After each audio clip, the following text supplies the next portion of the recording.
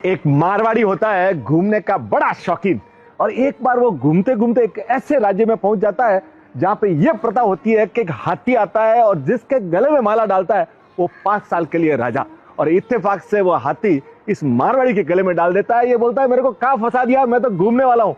अब इसको राजा बनाया जाता है। राजपुरोहित जी आते हैं और उनको शर्तें सुनाते हैं कि आपको 5 साल के लिए राजा बनाया जाता है और पूरी सत्ता आपके हाथ में रहेगी। पर 5 साल के बाद नदी के किनारे जो हमारी उफनती हुई नदी जिसमें घड़ियाल मगरमच्छ जो है उसके किनारे छोड़ दिए जाएंगे। और वो भी अगर आपने पार कर ली तो उसके बाद एक गहरा जंगल है जिसमें हिंसक जीव अजगर सांप जो है, अगर आप बच गए तो आपकी किस्मत। और होता यह था कि कोई भी राजा हजारों साल से वहां बच नहीं पा रहा था। अब इसको राजा बना दिया। पर ये मारवाड़ी था, इसका सोचने का तरीका अलग था।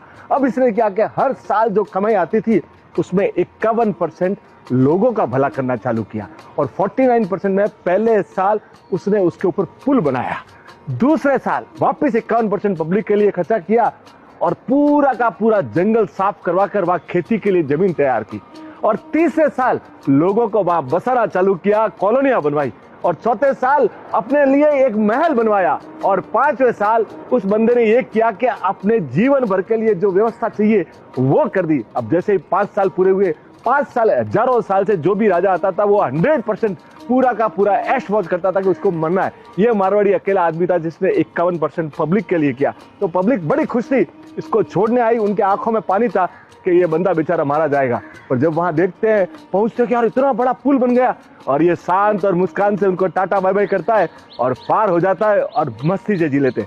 तो साहब, इस कथा का संदेश ये है कि हम लिमिटेड टाइम के लिए इस प्लेनेट पे आए हैं। अपनी जिंदगी का एग्जाम्पल है कि 5 साल में आप अगर ऐश मौज में आपने निकाल दी तो ये घड़ियाल और मगरमच्छ आपको अगले जीवन में मिलने वाले हैं। और अगर आपने प्रार्थना, लोगों की सेवा और जन सेवा में निकाल दिया ना तो भवसागर आप पार कर लेंगे। तो साहब, ये अभी आपको निर्णय करना है कि आपको अपना जीवन कैसे निकालना है। Thank you sir.